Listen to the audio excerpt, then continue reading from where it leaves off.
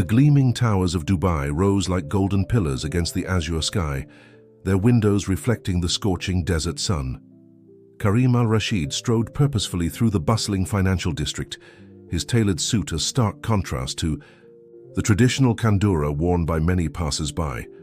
At 38, he had built an empire that stretched across continents, yet something felt incomplete in his carefully constructed world.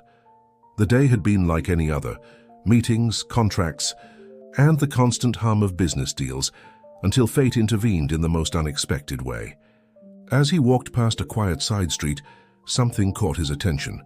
There, huddled in the shadow of a luxury boutique, sat a woman with two small children. Her clothes, though clean, showed signs of wear, and her face bore the unmistakable look of someone fighting to maintain dignity in desperate circumstances. Karim felt his steps slow, then stop completely. There was something hauntingly familiar about her features, something that tugged at memories he'd buried long ago. As he drew closer, recognition hit him with the force of a desert storm. Sarah Miller, the girl who had captured his heart during his college years at Stanford, where he'd been a scholarship student from Dubai. The memories flooded back. The way other students had mocked his accent, his traditional values, his determination to excel. Sarah had never been cruel like the others, but she had never noticed him either, too caught up in her world of sorority parties and social events. He had been invisible to her then, just another foreign student trying to fit into American college life. Now, 15 years later, here she sat on the streets of his city, her green eyes dulled by exhaustion, her once pristine blonde hair tangled by the desert wind. Her daughters, no more than 6 and 8, pressed close to her sides, their small faces showing a mixture of fear and hope as they watched the steady stream of wealthy pedestrians pass by. Without conscious thought, Karim found himself approaching them.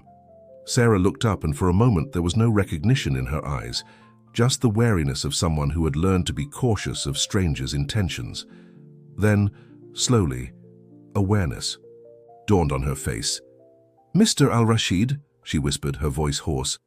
"Karim, from Stanford?" He nodded, studying the changes time had etched on her face. Despite the hardship evident in her appearance, she retained the ethereal beauty that had once made her the most sought-after girl on campus. "Miss Miller," he replied formally, then corrected himself. "Sarah." The older of the two girls tugged at her mother's sleeve, whispering something that made Sarah's cheeks flush with embarrassment. Karim understood immediately. They were hungry. Without hesitation, he gestured to his driver, who had remained discreetly in the background. "Please," he said, his voice gentle but firm. "Allow me to help. At least join me for a meal, for old time's sake." Sarah's pride warred visibly with her maternal instinct. Her daughter's needs won out. "Thank you," she murmured, accepting his offered hand to help her stand. "That's very kind of you." As his driver opened the door to the sleek black Mercedes, Karim noticed the way Sarah's hands trembled slightly, the way she protectively gathered her daughters close. What circumstances had brought her here, to his city, to this state? The questions burned in his mind, but he held them back. There would be time for answers later. The girls' eyes widened as they settled into the leather seats, their small hands touching the luxurious interior with wonder. Sarah sat rigidly, her posture screaming discomfort at finding herself in such surroundings. The contrast between her current situation and their college days struck Karim with painful irony. As the car glided through Dubai's streets, he made a decision that would alter all their lives. This wasn't just about a meal or temporary assistance. The universe had given him a second chance, not just to help someone in need, but to prove to himself that he had truly become someone worthy of notice. "We'll go to my home," he announced, his tone brooking no argument. "You'll be more comfortable there, and we can discuss how I can help properly." Sarah started to protest, but then her younger daughter leaned against her, eyes heavy with exhaustion, and she simply nodded. The decision was made, though neither of them could have predicted the cascade of events it would set in motion. The Al-Rashid mansion stood like a modern palace against the Dubai skyline, its contemporary architecture a perfect blend of Arabian tradition and Western sophistication. As the Mercedes passed through the ornate gates, Sarah's breath caught in her throat. The magnificent gardens with their perfectly manicured lawns and dancing fountains seemed to stretch endlessly. The girls, Lily and Emma, pressed their faces against the car windows, their earlier fatigue forgotten in their amazement. "Mom, look at the flowers!" Emma, the younger one, exclaimed. "They're like the ones in your old pictures." Sarah's chest tightened at her daughter's innocent observation. Those pictures were from another life, one of privilege and certainty, before everything had crumbled around her. Now, sitting in Karim's car, surrounded by luxury that made her former life seem modest in comparison, she felt more out of place than ever. As they entered the mansion's grand foyer, a team of staff members materialized, their movements choreographed with practiced precision. A distinguished older woman, whom Karim introduced as Mrs. Hassan, the head of household, stepped forward to guide them. "Please show our guests to the East Wing suites," Karim instructed, his voice carrying the natural authority of someone used to being obeyed without question. "And have the chef prepare a light meal suitable for the children." Sarah wanted to protest that they didn't need such elaborate accommodation, but the words died in her throat as she caught sight of her reflection in one of the massive mirrors lining the hall.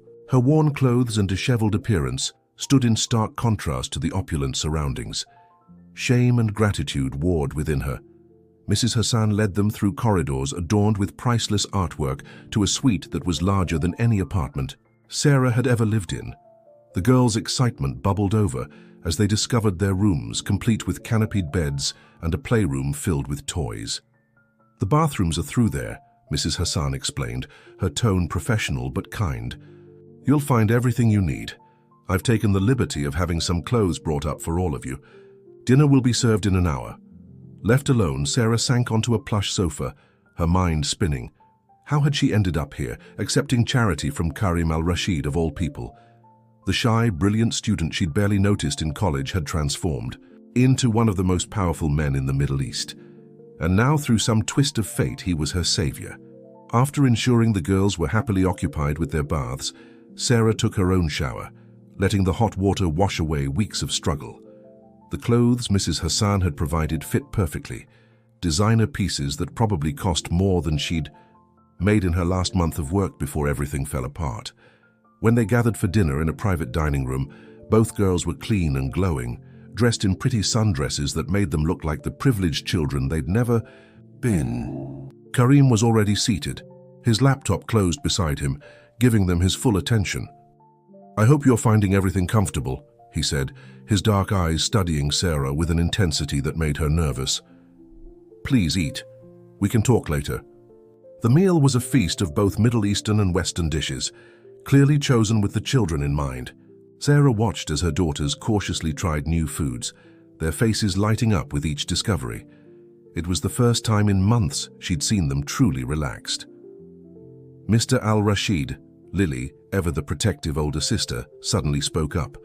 "Are you going to help us stay in Dubai?" The question hung in the air, heavy with implications. Sarah felt her cheeks burn. "Lily, that's not—" "Yes," Karim interrupted smoothly, his gaze never leaving Sarah's face. "If that's what your mother wants. I have a proposition for you." "Sarah, a job actually in my company's philanthropic foundation, but we can discuss the details tomorrow. Tonight, rest. You're safe here." "Safe?" The word echoed in Sarah's mind as she lay in bed later that night, listening to her daughter's peaceful breathing from the adjacent room. Safe. But for how long? And at what cost? She knew there would be strings attached to Karim's generosity. There always were. The question was whether she could afford to refuse.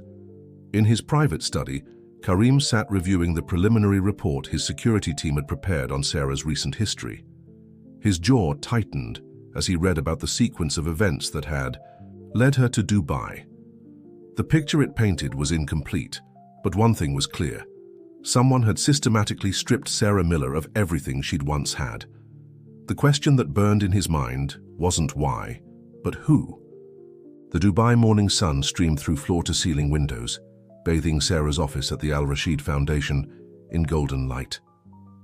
3 weeks had passed since that fateful encounter on the street, and her life had transformed so completely. It sometimes felt like a dream. The designer suit she wore still felt foreign against her skin, but she was learning to carry herself with the confidence expected of a foundation executive. Her new role as project coordinator suited her background in social work, though she suspected Karim had created the position specifically for her. The thought both warmed and troubled her. Their daily interactions were professional, yet charged with an undercurrent of unspoken questions. "Miss Miller," her assistant's voice interrupted her reverie. "Mr. Al-Rashid's mother has arrived from London. She's requesting to meet with you." Sarah's heart skipped a beat. She had heard whispers about Amira Al-Rashid, the family matriarch, whose influence extended far beyond Dubai's social circles. The woman had been in London for medical treatments when Sarah and her daughters arrived, and her return had been dreaded by the household staff. "Of course," Sarah replied, smoothing her hair nervously. "Please show her in." Amira Al-Rashid swept into the office like a desert wind, elegant in her traditional abaya adorned with subtle gold embroidery. Her penetrating dark eyes, so like Karim's, took in every detail of Sarah's appearance and her surroundings. "So," Amira said, settling gracefully into a chair without waiting for an invitation, "you are the American woman my son has taken such an interest in." The words were polite, but the tone held centuries of cultural pride and maternal protectiveness. Sarah straightened her spine, meeting the older woman's gaze directly. "Mrs. Al-Rashid, it's an honor to meet you. Your son has been very kind to my daughters and me." "Yes, kind." Amira's perfectly manicured fingers tapped against the arm of her chair. "Perhaps too kind. Tell me, Miss Miller, what are your intentions toward my son?" The directness of the question caught Sarah off guard. I don't have any intentions, Mrs. Al-Rashid. Karim, Mr. Al-Rashid, offered me a job, and I'm grateful for the opportunity to provide for my children." "Ah, yes, your children." Amira's expression softened slightly at the mention of Lily and Emma. "They are beautiful girls. Their father must miss them terribly." The subtle probe made Sarah's chest tighten. "Their father is not in the picture." "For Mrs. Al-Rashid, how convenient." Amira rose smoothly. "Let me be clear, Miss Miller. My son may be one of the most powerful men in the Middle East, but he is still my son. I know about your past connection at Stanford. Whatever schoolgirl fantasy you might have about rekindling that connection, I advise you to forget it. Our family has traditions, expectations. Surely you understand?" Before Sarah could respond, a knock at the door announced Karim's arrival. He paused in the doorway, taking in the scene before him with shrewd eyes. "Mother," he said, his voice carefully neutral. "I wasn't aware you were visiting the foundation today. I thought it was time to meet Miss Miller properly," Amira replied, her smile not reaching her eyes. "We've had a lovely chat." Karim's jaw tightened almost imperceptibly. "Sarah, would you join me for lunch? There's a new project I'd like to discuss." The invitation was clearly meant to end his mother's impromptu visit. Amira took the hint gracefully, but her parting look at Sarah spoke volumes about unfinished business. Later, in a private dining room at the Burj Al Arab, Sarah pushed her food around her plate while Karim watched her with concern. "I apologize for my mother's behavior," he finally said. "She can be protective." "She's right, though, isn't she?" Sarah set down her fork. "About traditions and expectations. Karim, why are you really helping us? Is it pity or some kind of revenge for how I treated you in college?" His expression darkened. "Is that what you think of me?" "I don't know what to think anymore." Sarah's voice cracked slightly. "My daughters are happier than they've been in years. I have a job I love. But it all feels like a fantasy that could disappear at any moment. And now your mother. My mother doesn't control my life," Karim interrupted firmly. "And neither do traditions. I helped you because it was the right thing to do. But if you want the complete truth," he leaned forward, his dark eyes intense, "I never stopped thinking about you, Sarah. Even after Stanford, even after all these years. When I saw you on that street, it felt like fate." The raw honesty in his voice made Sarah's heart race. But before she could respond, her phone buzzed with a text message. The color drained from her face as she read it. "Sarah?" Karim's voice seemed to come from far away. "What's wrong?" Her hands trembled as she placed the phone on the table. "It's from James," she whispered. "The girl's father. He's in Dubai." The message from James hung between Sarah and Karim like a dark cloud, casting shadows over their intimate lunch. Sarah's hands wouldn't stop trembling, even as she gripped her water glass tightly. The mere mention of James's name had transported her back to those dark days she'd tried so hard to forget. "Tell me about him," Karim said quietly, his voice carefully controlled. "Everything." Sarah took a deep breath, steeling herself. "I met James Carlton right after college. He was charming, successful, or so I thought. We dated for 2 years before I got pregnant with Lily. He seemed excited about becoming a father, but things changed after she was born." She paused, the memories washing over her like a bitter tide. "He started gambling, making risky investments. When I got pregnant with Emma, he promised to change. Instead, he emptied our accounts and disappeared. I didn't hear from him for 5 years until..." "Until what?" Karim prompted gently. "Until 6 months ago. He showed up at my door in Boston, claiming he'd changed. He said he wanted to be part of the girls' lives." Sarah's voice hardened. "But it was all a lie. He convinced me to invest my savings in one of his sure things. When I lost everything, he vanished again. That's how we ended up here. I was trying to find work, trying to start over somewhere he couldn't find us." Karim's expression darkened. With each word, his fingers tightening around his own glass. "And now he's followed you to Dubai." "He must have seen the social media coverage," Sarah said, referring to the brief flutter of publicity their story had generated. "The mysterious American woman and her daughters taken in by the billionaire sheikh. It was hardly subtle." "What exactly does his message say?" Sarah showed him the phone screen. The message was simple but menacing. "Saw the news. Nice upgrade. We should talk about our girls. I'm at the address downtown. Don't keep me waiting too long." Karim's jaw clenched. "You don't have to meet him." "Yes, I do," Sarah replied, her voice stronger now. "He's still their father. If I ignore him, he'll only make things worse. I know how he operates." "Then I'm coming with you," Sarah started to protest, but the look in Karim's eyes stopped her. This wasn't just about protecting his investment in the foundation or maintaining his public image. There was something deeper in his expression, something that made her heart race. They arranged to meet James in the hotel's lobby lounge that afternoon. Sarah spent the intervening hours in a state of controlled panic, memories of James's manipulations, playing through her mind like a horror movie she couldn't stop. The address downtown's lobby was a symphony of marble and crystal, but Sarah barely noticed its luxury. Her attention was fixed on the man rising from a plush armchair as they approached, James Carlton, looking exactly as she remembered him. Handsome, well-dressed, with that same confident smile that had once made her believe all his promises. "Sarah, darling," he said, moving to embrace her. She stepped back, and Karim smoothly inserted himself between them. "Mr. Carlton." Karim said, his voice professionally cordial, but with an underlying steel. "I'm Karim al-Rashid. Shall we sit?" James's smile faltered slightly as he assessed the man before him. Where James was all polished charm, Karim radiated quiet power. They were two apex predators sizing each other up, and Sarah could feel the tension crackling between them. "Of course," James replied, gesturing to the seating area. "I have to say, Sarah, you've done well for yourself.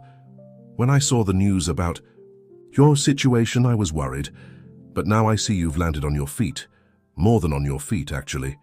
"What do you want, James?" Sarah asked directly, fighting to keep her voice steady. "Want? I want to see my daughters. Is that so strange? A father wanting to be part of his children's lives? A father who abandoned them. Twice?" Sarah's anger finally broke through.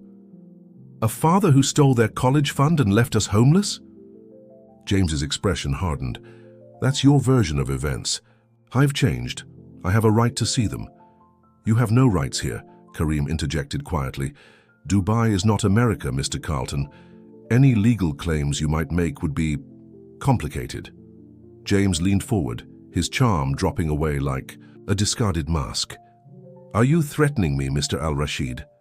"Not at all. I'm simply stating facts. Sarah and the girls are under my protection now. If you truly want to be part of their lives, It will be on their terms, not yours." The two men stared at each other, and Sarah felt a chill run down her spine. She knew that look in James's eyes. He was like a shark, scenting blood in the water. But instead of the fear she'd always felt before, she now felt something different. Sitting beside Karim, she felt strong. The evening after their confrontation with James, the Al-Rashid mansion buzzed with unusual activity. Security personnel conducted subtle but thorough patrols of the grounds, while inside, Sarah paced the length of her suite, her mind racing with possibilities. She had seen the calculating look in James's eyes. He wasn't finished, not by a long shot. A soft knock at her door interrupted her thoughts. It was Mrs. Hassan, her usual efficient manner tinged with concern. "Miss Sarah, Mr. Al-Rashid requests your presence in his study. And there's something else you should know. The girls are asking questions about their father. It seems one of the housekeepers mentioned seeing his picture on Mr. Al-Rashid's desk." Sarah's heart sank. She had hoped to shield Lily and Emma from this situation, at least until she had a better handle on James's intentions. "Thank you, Mrs. Hassan. Could you stay with them while I speak with Karim?" The older woman nodded, her expression softening. Over the past weeks, despite her initial reservations, Mrs. Hassan had become protective of Sarah and the girls. "Of course. Take your time." Karim's study was a masculine space of dark wood and leather, with windows overlooking the Dubai skyline. He stood at one of these windows, his posture tense, hands clasped behind his back. Without turning, he spoke as Sarah entered. "My security team has been monitoring James Carlton's activities since he arrived in Dubai." "What has he been doing?" Sarah asked, sinking into one of the leather chairs. Now Karim turned, his expression grave. "Meeting with lawyers, several of them. He's exploring his options for claiming custody of the girls." The words hit Sarah like a physical blow. He has no right." "No, he doesn't," Karim agreed, moving to sit across from her. "But he can create complications. My legal team is already preparing countermeasures. But Sarah..." He leaned forward, his dark eyes intense. "There's something else you should know. James Carlton didn't come to Dubai alone. He's been meeting with representatives from the Carlton Global Investment Group." Sarah's eyes widened. "That's impossible. His family disowned him years ago after his gambling debts nearly ruined their company. Apparently, there's been a reconciliation. His father is retiring and James is positioning himself to take over the family business. Having a ready-made family, 2 beautiful daughters and their mother, would help polish his image. He's using the girls as props for a corporate takeover." Sarah's voice shook with anger. "After everything he's done?" "It gets worse," Karim continued quietly. "He's been spreading rumors in business circles, suggesting that your relationship with me is inappropriate, that I'm keeping you and the girls here against your will." Sarah stood abruptly, anger overtaking fear. "That's ridiculous. Anyone who knows you..." "Unfortunately, not everyone knows me as you do." Karim's voice was gentle. "In our culture, appearances matter. My mother has already received concerned calls from family members." "What do we do?" Sarah whispered, suddenly feeling the weight of cultural expectations pressing in on them. Karim rose and moved to stand before her, taking her hands in his. The touch sent electricity through her body. "There is a solution," he said softly. "One that would protect you and the girls legally, silence the rumors, and give James Carlton no grounds for his custody suit." Sarah's heart began to race as she realized what he was suggesting. "Karim, marry me, Sarah." The proposal hung in the air between them, heavy with implications. Sarah stared at him, searching his face for any sign that this was merely a business arrangement, a practical solution to their problems. What she saw in his eyes made her breath catch. "This isn't just about James or the rumors, is it?" she asked quietly. Karim's thumb traced circles on her palm, sending shivers up her arm. "No," he admitted. "I told you once that seeing you again felt like fate. I meant that. These past weeks, watching you with your daughters, seeing your strength and grace under pressure, I've fallen in love with all of you." Tears welled in Sarah's eyes. "But your mother, your family's traditions, let me worry about that." His voice was firm. "The question is, Sarah, what do you feel? When you look at me now, do you still see that invisible foreign student from Stanford? Or do you see the man who loves you and your daughters more than anything in this world?" Before she could answer, a commotion erupted from somewhere in the mansion. They could hear Lily's voice raised in distress and Emma crying. Sarah's maternal instincts kicked in immediately, and she rushed toward the door, Karim close behind. The scene they found in the main hall stopped them both in their tracks. Mrs. Hassan stood protectively in front of the girls, facing off against Amira al-Rashid, who held a tablet displaying what appeared to be news headlines. And there, on the screen, was a photo of James Carlton, alongside a story that would change everything. The headlines blazed across the tablet screen. Carlton heir's secret past exposed, pattern of fraud and abandoned families revealed. Beneath the sensational headline were photos, not just of Sarah and her daughters, but of other women and children across multiple countries. James Carlton, it seemed, had been playing the same con game for years. "Is this what you want for our family?" Amira demanded, her voice sharp with anger. "To be associated with such a scandal?" Lily clutched Emma's hand, both girls trembling as they stared at their father's photo. Sarah's maternal instincts took over, pushing past everything else. She rushed to her daughters, wrapping them in her arms. "Mrs. al-Rashid," Karim's voice cut through the tension like a steel blade. "We will discuss this in private, now." As Karim led his mother away, Mrs. Hassan quietly ushered Sarah and the girls back to their suite. Emma was crying softly, while Lily maintained a stoic silence that worried Sarah even more. Once they were alone, the questions began. "Mom," Lily spoke first, her young voice heavy with understanding beyond her years. "Those other kids in the pictures, did Daddy do to them what he did to us?" Sarah's heart broke at the question.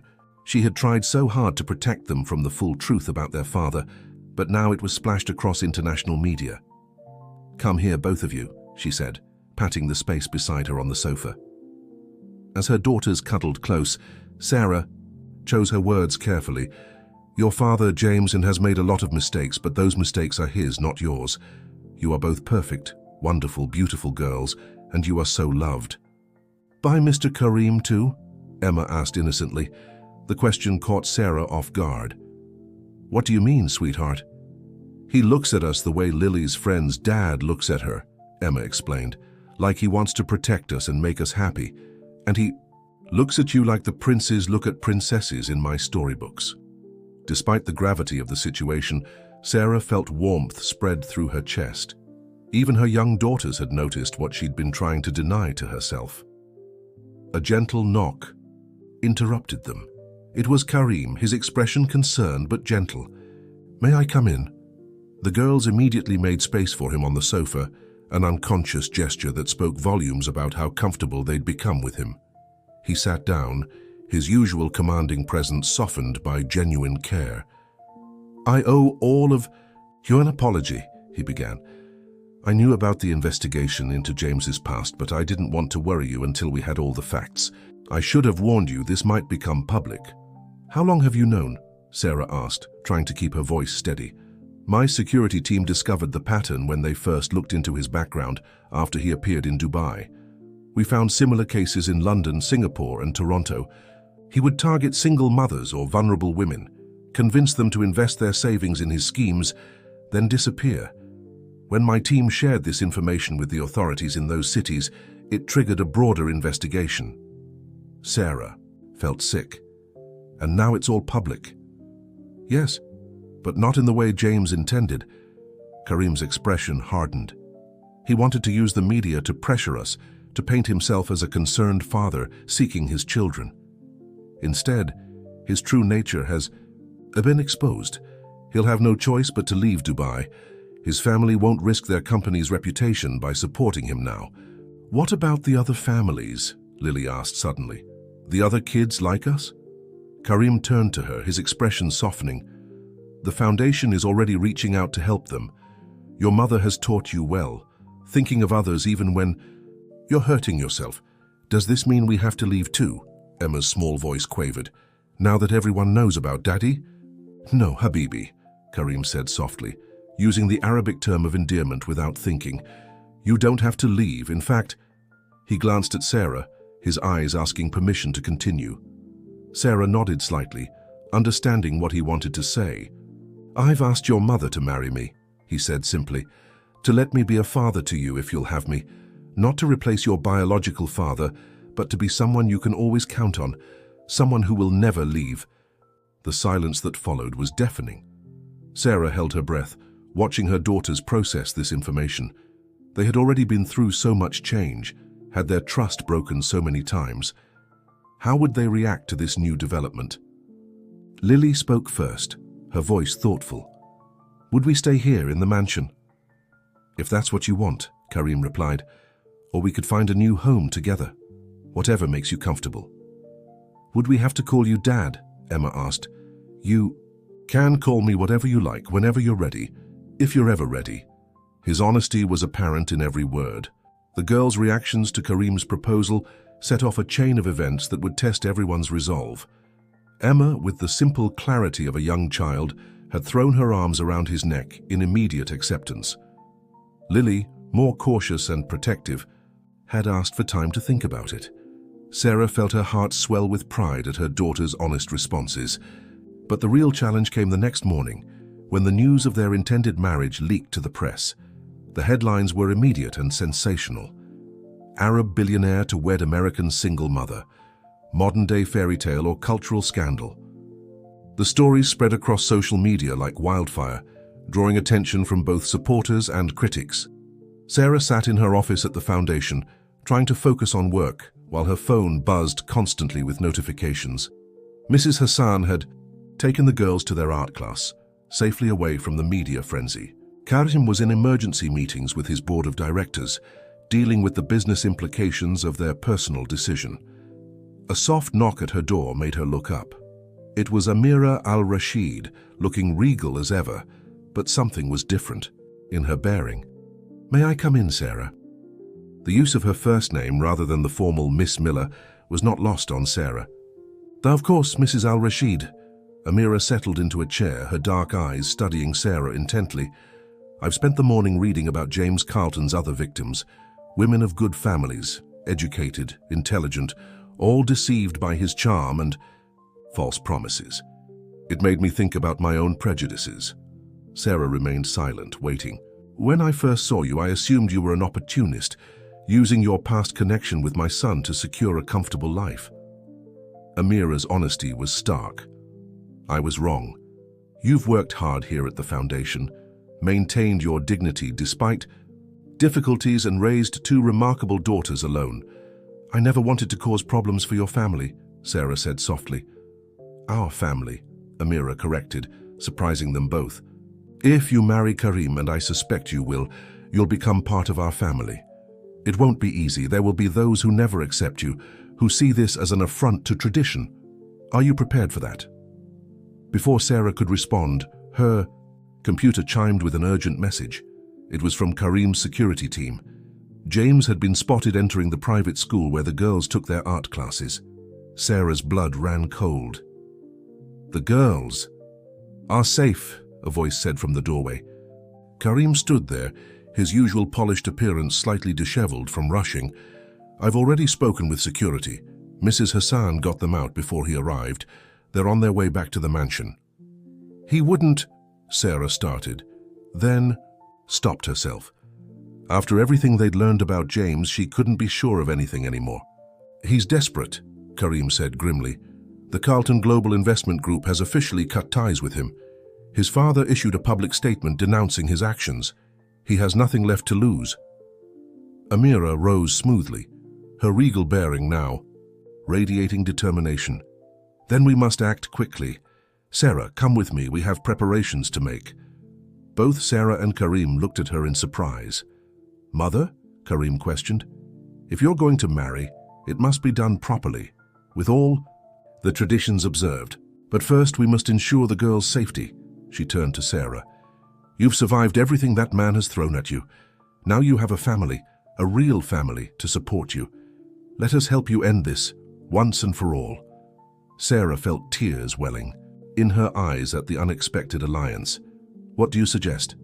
First, we make it impossible for him to challenge the marriage legally. My lawyers will work with Karim's team to create an ironclad contract that protects you and the girls. Then, we announce the engagement formally, with the full backing of the Al-Rashid family. In our world, that carries significant weight. Karim watched his mother with a mixture of surprise and gratitude, and the cultural concerns you had. Times change, Amira said simply, and I've learned that some traditions must bend before they break. Sarah has proven herself worthy of our family name, not through birth or wealth, but through her strength and dignity. Besides, she added with a hint of a smile, my grandchildren seem quite fond of her. The moment was interrupted by another urgent message.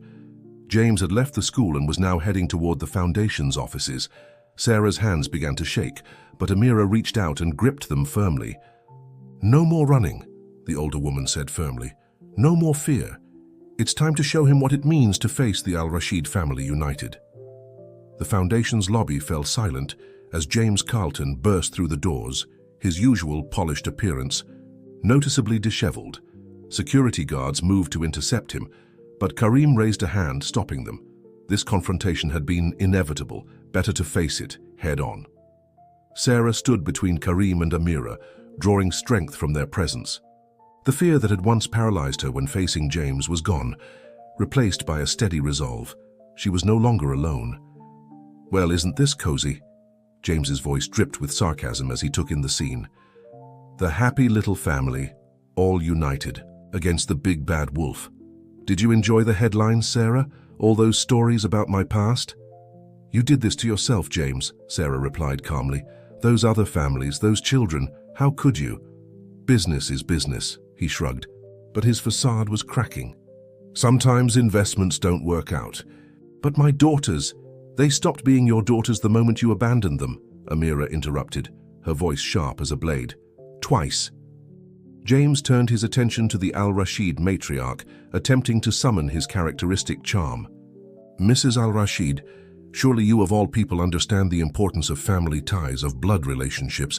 These are my children we're talking about. Family?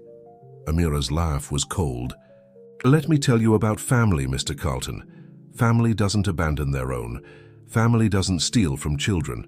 And family certainly doesn't use children as pawns in their schemes. You have no right to judge me, James snapped, his charm evaporating. You don't know anything about me or my relationship with my daughters. We know everything, Karim stated quietly, producing a folder from his briefcase. Every scheme, every con, every family you've destroyed. Did you really think I wouldn't investigate you thoroughly when you showed up in Dubai? James's face paled slightly as he glanced at the folder. Those are private matters. Not anymore, Sarah interjected. The authorities in 4 countries have your files now. The Carlton Global Investment Group has cut all ties with you. It's over, James. Is that what you think? James's expression turned ugly. That you can just replace me? That you can steal my children and give them to him? He gestured contemptuously at Karim. They're American citizens. I have rights. Not here, you don't, Amira stated firmly. In Dubai, family law is quite different from what you're accustomed to, especially when the children in question are about to become part of one of the country's most prominent families. James's eyes widened as he processed her words. You're actually going through with this farce of a marriage?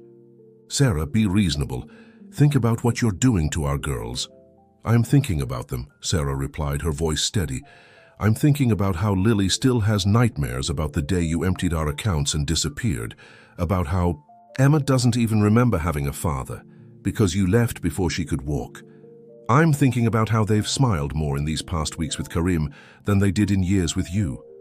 This isn't over, James threatened, but his voice lacked conviction. I'll take this to the international courts. You'll do nothing, Karim interrupted, his tone final. Because if you try to interfere with this family again, I will personally ensure that every business contact, every potential investor, every social connection you have left knows exactly who and what you are. Your own father has already publicly denounced you. How much more are you willing to lose? The silence that followed was deafening. James looked from face to face, searching for any sign of weakness, any opening he could exploit. He found none. "Security will escort you out," Karim continued. "There's a ticket to London waiting for you at the airport. I suggest you use it." As the security guards moved forward, James made one last, desperate attempt. "Sarah, please. They're my children too." Sarah felt Karim's hand slip into hers, offering silent support. "No, James. They're my children. Children you chose to abandon twice, but now they have something they never had with you, a real family, one that will never leave them." They watched as James was led away, his shoulders slumped in defeat. As soon as he was gone, Sarah felt her knees weaken. Karim caught her before she could fall, holding her close. "It's over," he whispered. "He can't hurt you anymore." Amira placed a gentle hand on Sarah's shoulder. "Come. The girls will be waiting. We have a wedding to plan, and there are many traditions to observe. My son may be modern in many ways, but some things should be done properly." Sarah looked at the woman who had gone from adversary to ally in such a short time. "Thank you," she said softly, "for everything." "Don't thank me yet," Amira replied with a small smile. "Wait until you see what a traditional Al-Rashid wedding entails. We have much work to do." The Al-Rashid mansion transformed over the next few weeks into a hub of wedding preparations. Every day brought new decisions, new traditions to learn, and new ways for two distinct cultures to blend into something unique and beautiful. Sarah found herself immersed in a world of colors, fabrics, and customs she had never imagined. Amira had taken charge of the traditional aspects of the ceremony, but with an unexpected flexibility that touched Sarah deeply. The older woman spent hours teaching her about Arabic wedding customs, while also showing genuine interest in incorporating American traditions that would make Sarah and the girls feel connected to their roots. "The henna ceremony is very important," Amira explained one afternoon as they sat in the mansion's garden pavilion. "But we can adapt it. Instead of the traditional one night, we'll have a smaller celebration where Lily and Emma can also have their hands decorated. They should be part of every step." Sarah watched as her daughters played nearby, their laughter mixing with the sound of fountains. "They've changed so much since we came here," she observed. "Lily's nightmares have stopped, and Emma, I've never seen her so confident." Amira smiled, her eyes soft as she watched the girls. Children are resilient when they feel secure, and they feel very secure here. She paused, then added, "I must confess, I was wrong about many things, Sarah. I thought you were a threat to our family's traditions. Instead, you've enriched them." The wedding preparations had also brought unexpected healing. The international media coverage of James's schemes had led other families he had conned to reach out. Through the foundation, Sarah had connected with these women and their children, creating a support network that helped everyone heal. One evening, as Sarah stood in her suite being fitted for her wedding dress, a stunning fusion of Western and Middle Eastern designs, Lily appeared in the doorway looking thoughtful. "Mom?" she asked, twisting her hands nervously. "Can I ask you something?" Sarah turned carefully, mindful of the pins in her dress. "Of course, sweetheart. When you marry Mr. Karim, when he becomes our—" Lily struggled with the words. "He's not trying to replace anyone, Lily," Sarah said gently. "He wants to add to our family, not take anything away." "I know," Lily replied quickly. "That's not what I meant. It's just, remember when Emma was really little and she used to ask why we didn't have anyone to scare away the monsters under her bed? Why we didn't have someone to pick us up when we fell?" Sarah's heart tightened at the memory. "I remember. Mr. Karim does those things now. He checks our rooms at night, even though we're too old for monsters. He taught Emma to ride her bike in the garden. He helps me with my math homework." Lily's voice grew stronger. "That's what real fathers do, isn't it? Not just saying they're your father, but actually being there." Before Sarah could respond, a deep voice came from the doorway.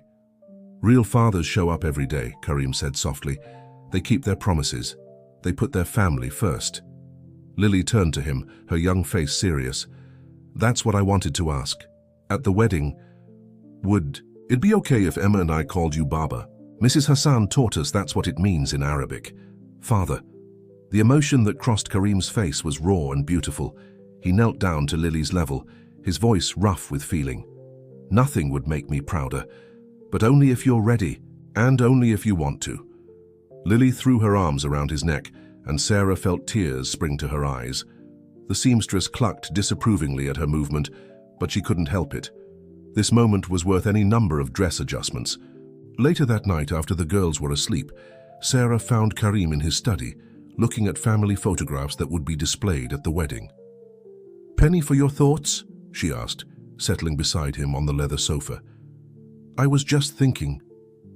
"About legacies," he replied, his arm automatically wrapping around her. "My father built this business empire, but he always said his real legacy was teaching me the importance of family. For years I thought that meant preserving traditions, maintaining appearances. Now I understand it meant something else entirely." "What did it mean?" Sarah asked, though she suspected she knew the answer. "It meant having the courage to follow your heart, even when it leads you down unexpected paths. It meant knowing that family isn't about blood or birthright. It's about love, protection, and showing up every day." He turned to her, his dark eyes intense. "You and the girl, you've given me the greatest gift possible, a chance to create a legacy of love." The night before the wedding, Dubai's skyline sparkled like scattered diamonds against the velvet. Darkness. In the Al Rashid mansion, the atmosphere hummed with anticipation. The grand halls were transformed into a wonderland of flowers and lights, blending traditional Arabic decorations with elegant modern touches that reflected the union about to take place. Sarah stood on her suite's balcony, taking in the magnificent view while her mind wandered through the journey that had brought her here.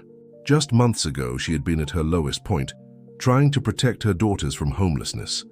Now she was about to become part of one of Dubai's most prominent families, but more importantly, she had found a love she never thought possible. A soft knock at her door preceded Emma's entrance, her daughter's face glowing with excitement. "Mom, you have to come see. Grandmother Amira brought something special for us." The word grandmother still felt new and precious. Amira had insisted. The girls called her that, marking their acceptance into the family even before the official ceremony. Sarah followed her younger daughter to the family sitting room, where an unexpected scene awaited her. Amira sat with Lily, surrounded by ornate boxes and cases. Mrs. Hassan stood nearby, smiling softly as she watched the proceedings. On the coffee table lay an array of stunning jewelry pieces, each more beautiful than the last. "Ah, Sarah, perfect timing," Amira said, beckoning her closer. "I was just showing the girls some of our family's traditional bridal jewelry. Each piece has a story, a history that goes back generations." She lifted a magnificent necklace of diamonds and sapphires. "This has been worn by Al Rashid brides for 5 generations. My mother wore it, I wore it, and now..." She held it out to Sarah, her eyes glistening. "Now it's your turn." Sarah's hands trembled as she touched the exquisite piece. "Amira, I can't possibly..." "You can, and you will," Amira interrupted firmly. "You are to be an Al Rashid bride, but more than that, you have become the daughter I never had." She turned to the girls. "And these precious ones are my granddaughters. Family traditions are meant to be passed down." Lily, who had been examining a pair of elegant earrings, looked up. "Did you wear these at your wedding too, grandmother?" "I did," Amira smiled. "And tomorrow you and Emma will wear these matching bracelets I had made specially for you.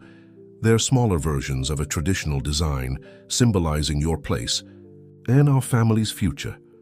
As the girls excitedly tried on their bracelets, Mrs. Hassan approached with a covered tray. "The traditional henna has set beautifully," she announced. "Would you like to see, Miss Sarah?" Sarah extended her hands, now adorned with intricate henna patterns that told their own story, symbols of love, protection, and family interwoven in delicate designs. The girls had received simpler patterns earlier, delighting in the tradition. A movement at the door caught their attention. Karim stood there, looking somewhat sheepish at interrupting the women's gathering. "I apologize, but may I steal my bride-to-be for a moment?" "Absolutely not," Amira declared, though her eyes twinkled. "It's bad luck to see the bride before the wedding. You've managed this long without her. Surely you can wait a few more hours." "Actually," Karim replied, his expression turning serious. "There's something important we need to discuss, something that can't wait until tomorrow." Sarah felt a momentary flutter of anxiety, but Karim's reassuring smile calmed her fears. She followed him to his study, where a legal document lay on his desk. "I wanted you to see this before tomorrow," he said, handing her the papers. "It's my wedding gift to you, or rather to all of us." Sarah's eyes widened as she read the document. It was adoption papers, drawn up and ready to be filed, waiting only for her signature as the girl's mother. "Karim, only if you want," he said quickly. "Only if they want. But I needed you to know that this isn't just about us getting married. I want to be their father in every way possible, legally, officially, completely." Tears blurred Sarah's vision as she read the papers. "You've thought of everything. Their citizenship, their inheritance rights, their future. They're my daughters," he said simply. "They have been since the moment I saw them on that street. The papers just make it official." Sarah set down the document and wrapped her arms around him, breathing in his familiar scent. "Do you know what Emma said to me yesterday?" she whispered, against his chest. "What did our little philosopher say?" "She said that maybe all the bad things that happened were really just the path leading us here. That sometimes you have to get lost to find your way home." Karim held her tighter. "Wise, beyond her years, our Emma." "Our Emma," Sarah repeated, savoring the words. "Our girls. Our family." A discreet cough from the doorway interrupted them. Mrs. Hassan stood there, trying to look stern, but failing to hide her smile. "Mr. Karim, your mother will have my head if she catches you two together. And Miss Sarah, we still have the final dress fitting to complete." They reluctantly separated, but Karim caught Sarah's hand for one last moment. "Tomorrow," he promised. "Tomorrow," she agreed, her heart full of joy and anticipation. The wedding day dawned with the kind of perfect beauty that seemed crafted by nature itself for this special occasion. The Al Rashid Mansion's grand ballroom had been transformed into a magical fusion of East and West, crystal chandeliers draped with delicate Arabic calligraphy, traditional geometric patterns interwoven with white roses, and gossamer fabric, creating intimate spaces within the vast room. Sarah stood in her bridal suite, surrounded by a team of stylists, putting the finishing touches on her appearance. The wedding dress was a masterpiece that told their story. Traditional Arabic embroidery, embellishing a contemporary Western silhouette, just as their two worlds had merged into something uniquely beautiful. Lily and Emma burst into the room, already dressed in their roles as flower girls, their excitement barely contained. They wore matching dresses in soft gold, their little wrists adorned with the special bracelets Amira had given them. "Mom, you look like a princess," Emma gasped, her eyes wide with wonder. "Better than a princess," Lily corrected, more sophisticated at her age. "You look like you." Sarah knelt carefully, mindful of her dress, and gathered her daughters close. "You both look beautiful. Are you ready for your special part in the ceremony?" They nodded enthusiastically. The traditional wedding ceremony had been modified to include a unique element, one that Karim had insisted upon. Before the marriage vows, there would be a family ceremony where he would formally pledge himself not just to Sarah, but to all three of them. Amira entered, resplendent in traditional dress, her eyes glistening as she took in the scene. "It's time," she announced, her voice thick with emotion. "Sarah Habibi, are you ready?" The ceremony space took Sarah's breath away as she entered. Hundreds of guests filled the room, but her eyes found only Karim, standing at the front in traditional dress, looking at her as if she were the only person in the world. The girls preceded her down the aisle, scattering rose petals with practiced grace. When Sarah reached Karim, he took her hands in his, and the room fell silent. But instead of beginning the marriage ceremony, Karim turned to face the guests. "Before I take my vows as a husband," he announced, his voice carrying clearly through the space, "I have another pledge to make." He gestured, and Lily and Emma came forward. From his pocket, he withdrew 2 small boxes. "Lily and Emma," he began, kneeling to their level, "I make this promise to you before all these witnesses. I promise to be your father in every way that matters, to love you, protect you, guide you, and support you every day for the rest of my life. I promise to be there for every triumph and every tear, every achievement and every challenge. I promise to be the father you deserve." He opened the boxes, revealing 2 delicate necklaces, each bearing the Al-Rashid family crest. "These represent not just our family name, but my solemn pledge to you. Will you accept me as your father?"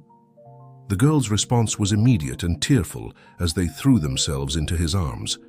The guests broke into spontaneous applause, many wiping away tears at the touching moment. Only after this family pledge did the traditional wedding ceremony begin. Sarah and Karim exchanged their vows, blending traditional Arabic and Western elements, creating something uniquely their own. When they were pronounced husband and wife, the celebration that followed was unlike anything Dubai had ever seen. As they shared their first dance, Sarah looked around at their gathered loved ones. Amira was teaching Emma a traditional Arabic dance move, while Lily chatted animatedly with her new cousins. Mrs. Hassan watched it all with satisfied pride, like a fairy godmother who had helped make this miracle possible. "What are you thinking?" Karim murmured in her ear as they swayed to the music. "I'm thinking about that day on the street," Sarah replied softly. "How close I came to walking away when you offered help. How different our lives would be if I had let pride win over hope." "It wasn't just hope," he corrected her gently. "It was faith. Faith in the possibility of love, in the power of second chances, in the truth that family isn't about where you come from, but where you belong." Sarah leaned her head against his shoulder, watching as their daughters danced nearby, their new necklaces glinting in the light.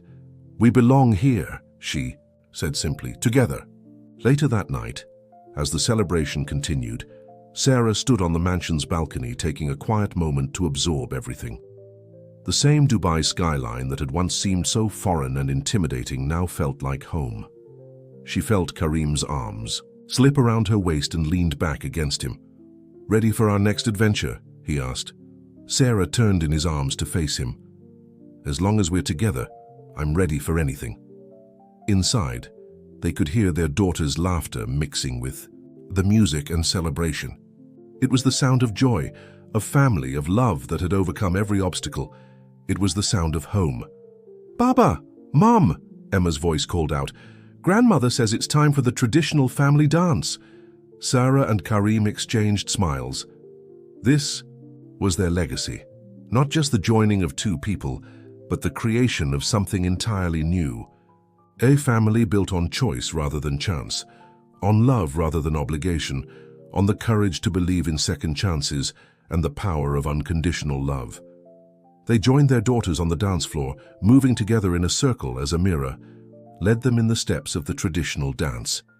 In that moment, surrounded by love and laughter, they were no longer separate pieces trying to fit together. They were one family, one heart, one future. And that was the greatest wedding gift of all. Fimda Historia. Dear listeners, we hope that Sarah and Karim's journey has touched your hearts. Through their story, we've seen how love can transcend cultural boundaries, heal past wounds, and create something beautiful and new. Their tale reminds us that family isn't just about blood. It's about the choices we make and the love we share. If you'd like to experience more emotional stories like this one, click the subscribe button on your left. Don't forget to leave a like and share your thoughts in the comments below. Every day, we bring you unique stories that explore the depth and complexity of human relationships. Join our community of storytellers and listeners, and let's continue this journey together. Stay tuned for our next heartwarming tale